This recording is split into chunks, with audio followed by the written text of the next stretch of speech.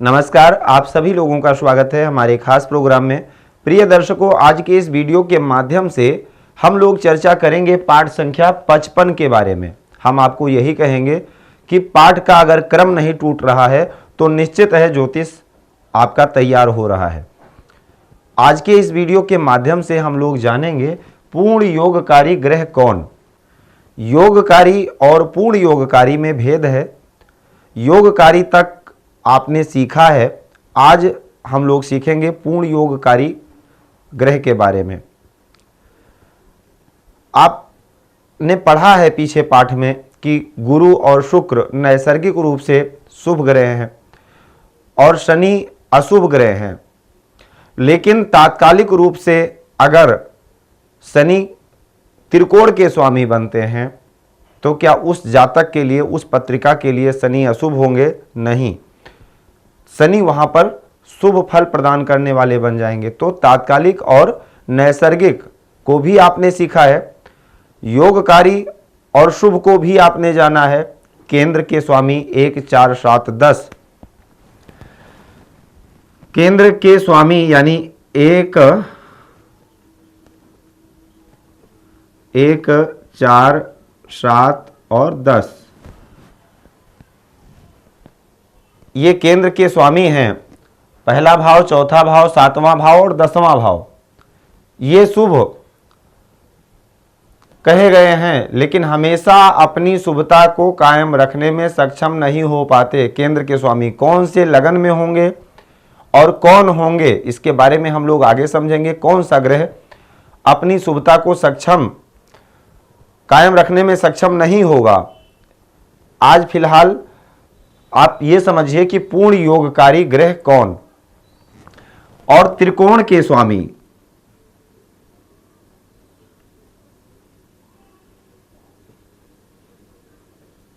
त्रिकोण 1, 5 और 9,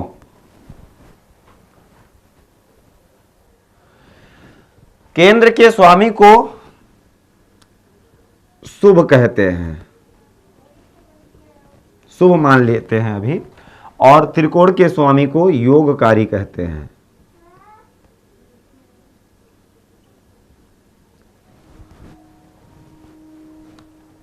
एक, 4, 7, 10 यानी प्रथम भाव, पहले भाव, चौथे भाव, 7वें भाव और 10वें भाव के स्वामी को केंद्र शुभ कहते हैं। ये केंद्र है। और त्रिकोण यानी 1, 5 और 9, पहला भाव, 5वां भाव और 9वां भाव, ये उत्तरोत्तर बली होते हैं। पहले से अपेक्षा 5वां भाव बली माना जाता है और 5वें की अपेक्षा 9वां भाव बली माना जाता है। ये त्रिकोण है और त्रिकोण के स्वामी को योगकारी कहा जाता है। इनके स्वामी योगकारी होते हैं। अब पूर्ण योगकारी कौन होगा, इस विषय पर हम लोग चलते हैं। उसके लिए आपको एक चार्ट बनाना होगा। हम लोग फलित ज्योतिष के सिद्धांतों पर चल रहे हैं और यहीं से आपको धीरे धीरे फल कथन समझ में आएगा। अब भाव के माध्यम से समझ लेते हैं। ये प्रथम भाव है, केंद्र है, ये केंद्र, ये शुभ है, ये भी केंद्र है, ये भी शुभ है, ये भी केंद्र है और ये भी केंद्र है, ये भी शुभ और ये भी शुभ है। ये पहला भाव है, ये चौथा होगा और ये 7वां और ये 10वां। अब ये 9वां भाव है त्रिकोण,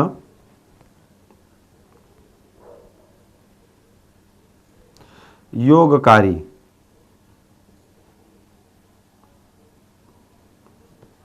और ये 9वां भाव है, ये भी त्रिकोण है और ये भी योगकारी है।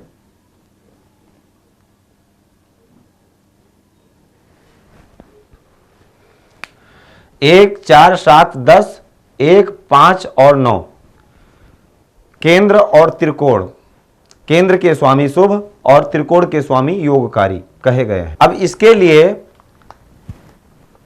हमें अगर किसी भी लग्न में पूर्ण योगकारी ग्रह को निकालना है तो उसके लिए आप एक चार्ट बना लीजिए और उस चार्ट के माध्यम से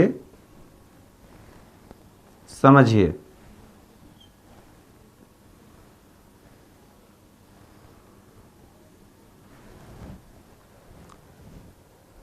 सबसे पहले प्रथम भाव को, पहला भाव ये है और इसी को लगन कहते हैं। आपको लगन की राशि जब प्राप्त हो जाएगी, मान लीजिए मेष लग्न है किसी जातक का, मेष लग्न प्राप्त हो गया तो उसके बाद अंक आप स्थापित कर देंगे। मेष, वृष, मिथुन, कर्क, सिंह, कन्या, तुला, वृश्चिक, धनु, मकर, कुंभ और मीन।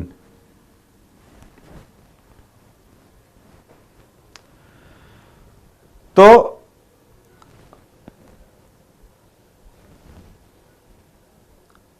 पूर्ण योगकारी को कैसे समझना है? जो ग्रह केंद्र और त्रिकोण दोनों का स्वामी हो, केंद्र शुभ और त्रिकोण योगकारी, शुभ और योगकारी, शुभ यहां पर लिखिए शुभ और प्लस योगकारी,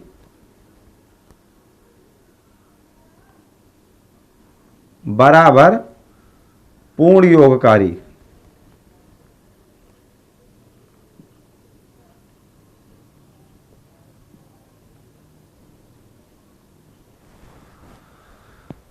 शुभ केंद्र के स्वामी और त्रिकोण के स्वामी जो ग्रह हों वो पूर्ण योगकारी हो जाते हैं। अब इसके लिए कैसे समझना है? केंद्र प्लस त्रिकोण, केंद्र प्लस त्रिकोण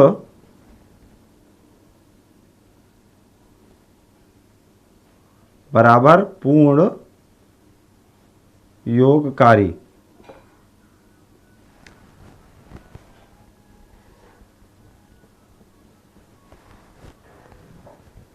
केंद्र प्लस त्रिकोण के स्वामी जो ग्रह हो वो पूर्ण योगकारी हो जाएगा। जो ग्रह आप सभी जानते हैं कि सूर्य और चंद्रमा को छोड़कर बाकी सभी ग्रहों की दो दो राशियां हैं। मंगल की बात करें तो मंगल मेष और वृश्चिक दो राशि के स्वामी हैं। शुक्र की बात करें तो शुक्र वृषभ और तुला ये दो राशि के स्वामी हैं। अगर बुध की बात करें तो बुध मिथुन और कन्या दो राशि के स्वामी हैं। गुरु की बात करें तो गुरु धनु राशि के और मीन राशि के स्वामी हैं। अगर शनि की बात करें तो शनि मकर और कुंभ ये दो राशि के स्वामी हैं। यानी अगर जैसे इसी पत्रिका में समझ लेते हैं कि मेष लगन की पत्रिका में अब चंद्रमा की राशि एक है, चंद्रमा एक राशि के स्वामी है, कर्क राशि के स्वामी हैं। तो अगर कर्क राशि केंद्र में आ गई तो त्रिकोण में इसकी दूसरी राशि हो ही नहीं सकती क्योंकि दूसरी राशि नहीं है। और सूर्य की बात कर लेते हैं तो सूर्य की एक राशि अगर त्रिकोण में आ गई तो दूसरी राशि केंद्र में हो ही नहीं सकती है। तो इसलिए सूर्य और चंद्रमा कभी पूर्ण योगकारी किसी भी लगन में नहीं हो सकते हैं। यह आपको याद रखना है कि सूर्य और चंद्रमा किसी भी लग्न में पूर्ण योगकारी नहीं हो सकते हैं। योगकारी हो सकते हैं लेकिन पूर्ण योगकारी नहीं हो सकते हैं। अब शुभ प्लस योगकारी बराबर पूर्ण योगकारी, ये आपको जानना है। पूर्ण योगकारी ग्रह निकालने के लिए दूसरे नंबर पर केंद्र प्लस त्रिकोण बराबर पूर्ण योगकारी, यानी केंद्र और त्रिकोण के जो ग्रह स्वामी हो वो पूर्ण योगकारी होते हैं। अब इसके लिए हम मेष लगन के ही चार्ट में एक बार समझ लेते हैं कि मेष लगन की अगर किसी जातक की पत्रिका है तो इस जातक के लिए कौन सा ग्रह पूर्ण योगकारी होगा।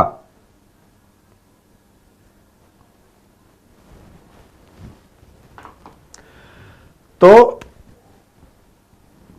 सबसे पहले बात करते हैं केंद्र में सबसे पहला भाव लग्न।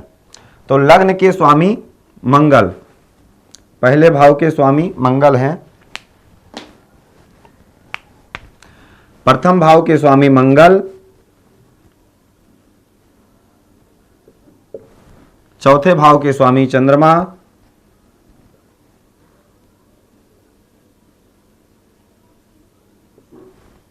और सातवें भाव के स्वामी शुक्र, 10वें भाव के स्वामी शनि।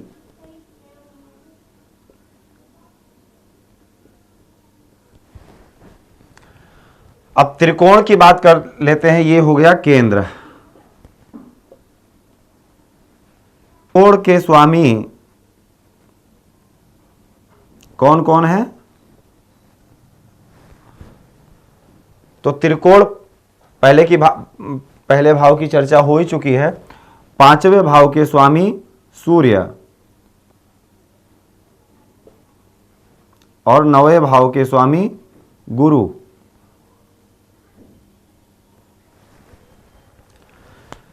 अब मिलाते हैं दोनों को। प्रथम भाव के स्वामी मंगल हैं, तो क्या मंगल त्रिकोण के भी स्वामी हैं? नहीं है। चौथे भाव के स्वामी चंद्रमा है, तो क्या चंद्रमा त्रिकोण के स्वामी हैं? नहीं है। और सातवें भाव के स्वामी शुक्र हैं, तो क्या शुक्र त्रिकोण में कोई राशि है शुक्र की? नहीं है। 10वें भाव के स्वामी शनि हैं, तो क्या शनि की त्रिकोण में कोई राशि है? नहीं है। इसका मतलब मेष लगन की पत्रिका में कोई भी ग्रह पूर्ण योगकारी नहीं है। फटाफट हम लोग जल्दी और समझ लेते हैं दूसरे लगन के बारे में, क्योंकि अगर 12 लगनों में समझ लेंगे तो बहुत अच्छा होगा। फिलहाल वृष लगन का चार्ट बना लीजिए और वृष लगन में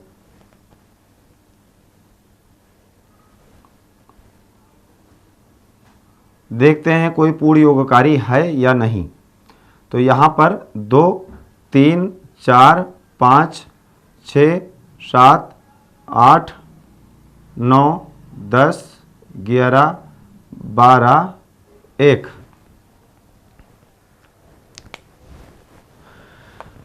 तो आपको बहुत अच्छे से समझ में आ गया होगा कि केंद्र के स्वामी कौन कौन बन चुके हैं। प्रथम भाव जहां के स्वामी शुक्र,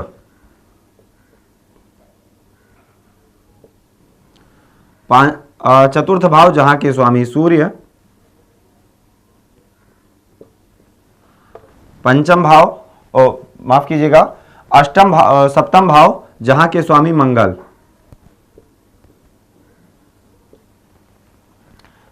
दसम भाव जहां के स्वामी शनि।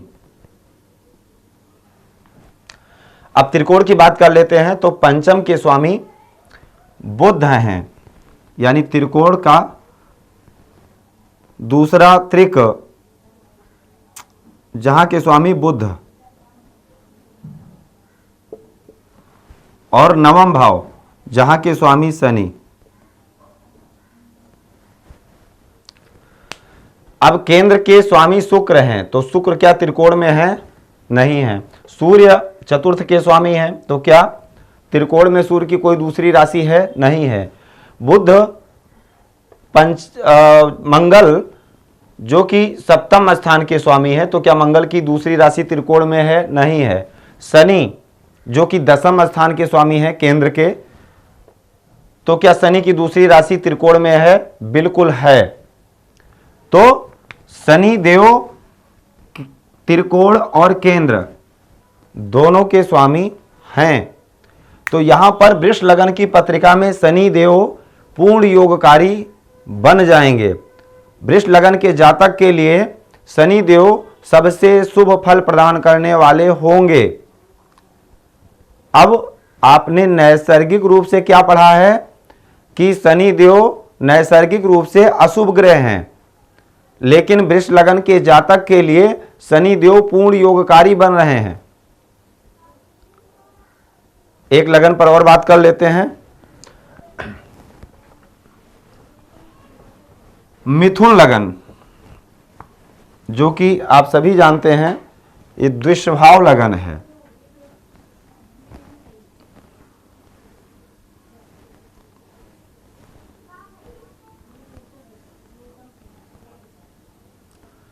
तो अगर मिथुन लगन की पत्रिका बनाते हैं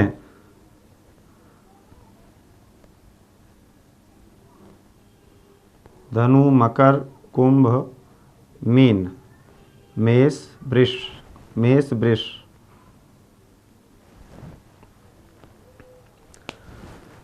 तो मिथुन लगन की पत्रिका में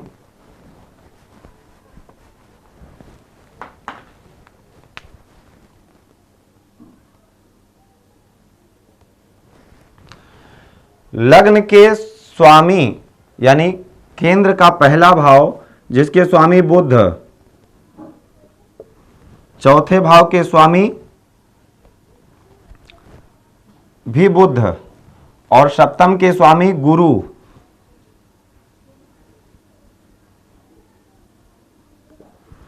अब यहां पर एक बात यह भी देखना है कि जब जो राशि लग्न में स्थित होगी, जैसे ये द्विस्वभाव राशि लग्न में यानी केंद्र में स्थित हुई, तो कन्या राशि जो कि बुध की दूसरी राशि है ये भी द्विस्वभाव राशि है, धनु राशि जो कि देवगुरु बृहस्पति की राशि है ये भी द्विस्वभाव राशि है, और दसम भाव में मीन राशि ये भी द्विस्वभाव राशि है। तो केंद्र में सारी द्विस्वभाव राशियां स्थित होंगी। चर यानी मेष लगन की अगर पत्रिका बनाएंगे तो केंद्र में सारी चर राशियां ही स्थित होंगी। स्थिर लगन की पत्रिका बनाएंगे तो सारी केंद्र में स्थिर राशियां ही स्थित होंगी। यह बहुत ही अच्छा सूत्र है आपको समझने के लिए, जिससे भाव भी समझ जाएंगे, संख्या भी समझ जाएंगे, और अगर केंद्र में कौन सी राशि स्थित है तो कौन कौन सी राशियां केंद्र में स्थित होंगी। और अब अगर बात करें सप्तम भाव की, तो सप्तम के स्वामी गुरु हैं। दसम भाव की बात करें तो यहां के भी स्वामी गुरु हैं। तो केंद्र के स्वामी बुध और गुरु हो गए, और पंचम भाव के स्वामी शुक्र हैं, और नवम भाव के स्वामी, यहां पर इसको भाव समझना है खाली आपको, नवम भाव के स्वामी जो हैं वो शनि देव हैं।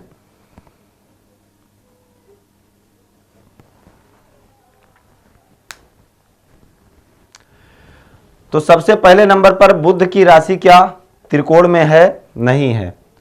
तो चौथे भाव के स्वामी भी बुध भी बनेंगे।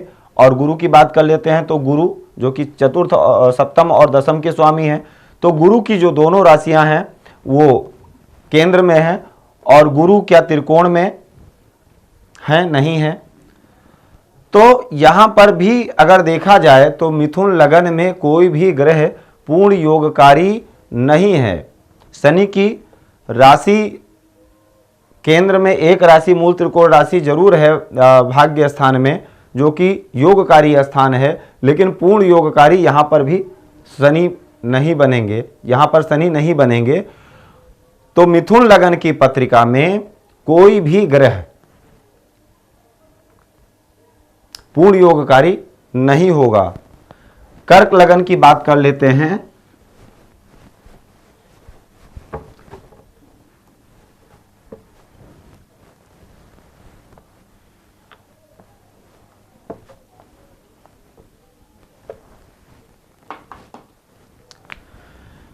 कर्क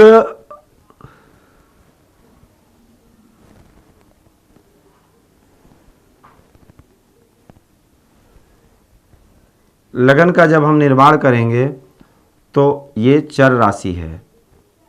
चार कर्क, सिंह, कन्या, तुला, वृश्चिक, धनु, मकर, कुंभ, मीन, मेष, वृष, मिथुन।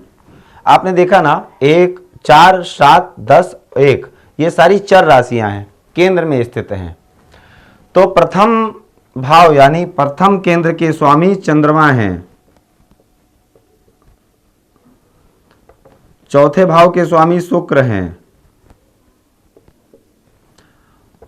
सप्तम भाव के स्वामी शनि हैं, और दसम भाव के स्वामी मंगल हैं। पंचम के स्वामी मंगल और नवम स्थान के स्वामी गुरु। तो चंद्रमा की राशि नहीं है, शुक्र की राशि त्रिकोण में नहीं है, शनि की भी त्रिकोण में नहीं है, और अगर देखा जाए तो मंगल की राशि, मंगल कहां कहां के स्वामी हैं? दसम स्थान के और पंचम स्थान के। ये केंद्र स्थान है और ये त्रिकोण स्थान है। तो यहां पर कर्क लगन में मंगल पूर्ण योगकारी बन जाएंगे। कर्क लगन के जातकों के लिए मंगल पूर्ण योगकारी होंगे। सिंह लगन पर बात कर लेते हैं। सिंह लगन में कौन कौन से ग्रह योगकारी बनेंगे कि नहीं बनेंगे? कोई ग्रह पूर्ण योगकारी होगा कि नहीं होगा?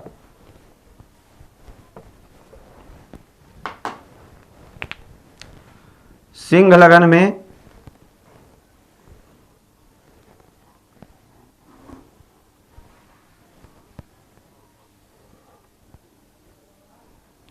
पाँच, 6, 7, 8, 9, 10, 11, 12, 1, 2, 3, 4। तो प्रथम भाव के स्वामी सूर्य, चतुर्थ के स्वामी मंगल,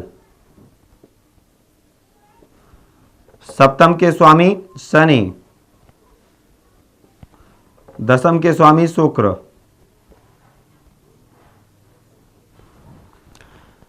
और पंचम के स्वामी गुरु,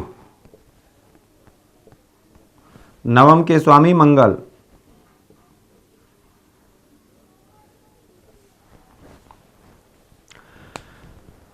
तो लग्न के स्वामी सूर्य हो ही नहीं सकते हैं, क्योंकि उनकी एक ही राशि है। और चतुर्थ स्थान के स्वामी मंगल, सप्तम के स्वामी शनि, दसम के स्वामी शुक्र, और नवम के स्वामी गुरु, और पंचम के स्वामी गुरु, और नवम के स्वामी मंगल। तो यहां पर भी अगर देखा जाए तो मंगल केंद्र और त्रिकोण के स्वामी बन चुके हैं। यानी मंगल सिंह लगन की पत्रिका में मंगल पूर्ण योगकारी होंगे। सिंह लगन की पत्रिका में मंगल पूर्ण योगकारी होंगे। अब इसके बाद कन्या लगन अगर बनाते हैं हम लोग, तो द्विषभाव राशियां ही केंद्र में आएंगी। वहां पर भी कोई पूर्ण योगकारी ग्रह नहीं बन सकता है। तुला की अगर बात करें तो तुला में हम आपको संक्षेप में वैसे ही बता देते हैं कि द्विषभाव लगन कौन कौन सा है? 3, 6, 9, 12, यानी मिथुन, कन्या, धनु और मीन। इन राशियों में कोई भी ग्रह पूर्ण योगकारी नहीं होंगे।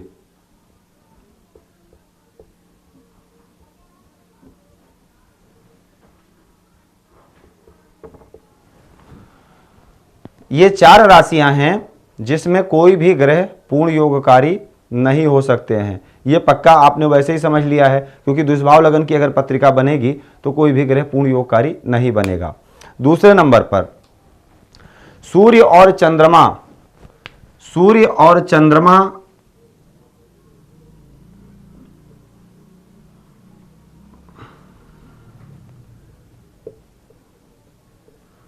कभी पूर्ण योगकारी नहीं हो सकते।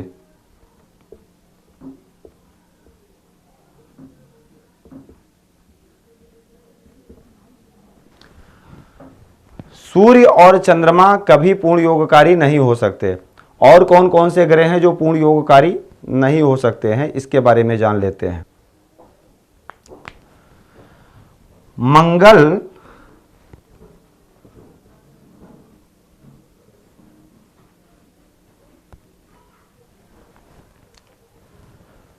किन किन लग्नों में पूर्ण योगकारी हो सकते हैं? तो कर्क और सिंह, यानी ये 2 राशियां हैं जिन राशियों में मंगल पूर्ण योगकारी हो सकते हैं। शुक्र की अगर बात करें तो शुक्र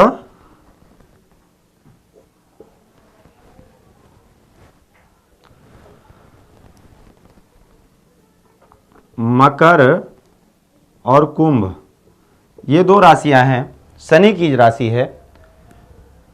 मंगल शनि की राशि यानी मकर और कुंभ, माफ कीजिएगा, शुक्र मकर और कुंभ राशि में पूर्ण योगकारी बनेंगे।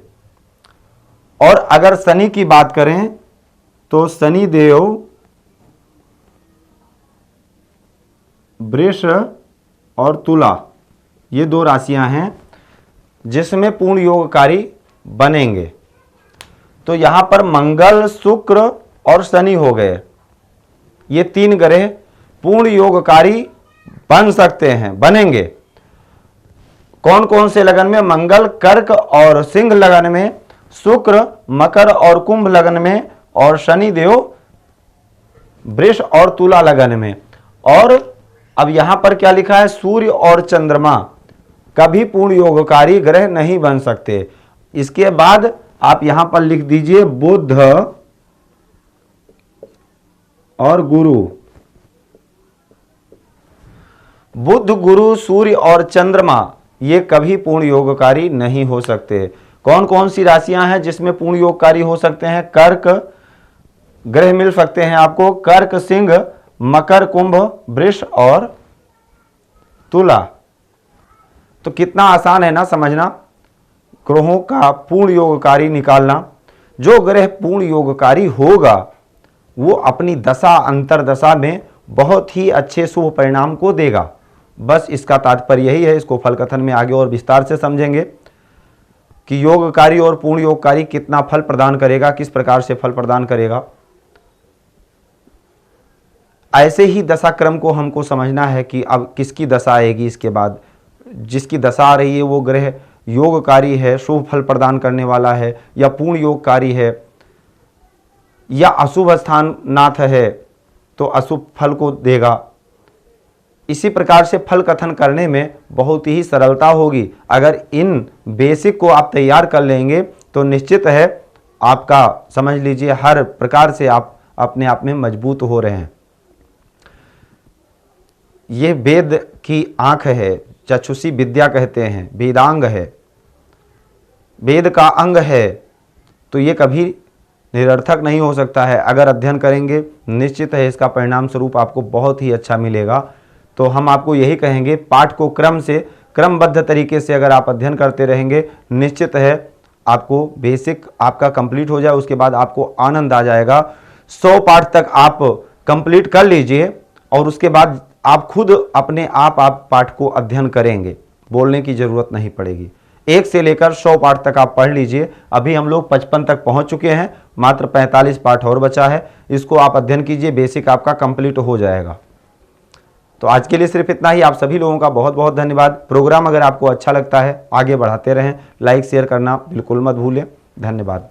भूमि, भवन, वाहन, धन संपत्ति, शादी, व्यापार एवं संतान आदि से संबंधित समस्याओं से हैं परेशान और चाहते हैं उसका संपूर्ण निदान, तो ज्योतिर्विद अमरीश तिवारी जी से तुरंत संपर्क करें। हमारे संपर्क सूत्र हैं 9718504998। हमारे यहाँ वैदिक ब्राह्मणों के द्वारा सभी प्रकार के पूजा पाठ, कर्मकांड, यज्ञ अनुष्ठान, विवाह, गृह कलेश, काल सर्प दोष व नवग्रहों की पूजा आदि कराई जाती है। हमारे यहाँ सभी प्रकार के यंत्र, राशि रत्न, कवच, जन्मपत्री एवं रुद्राक्ष सिद्ध किए जाते हैं।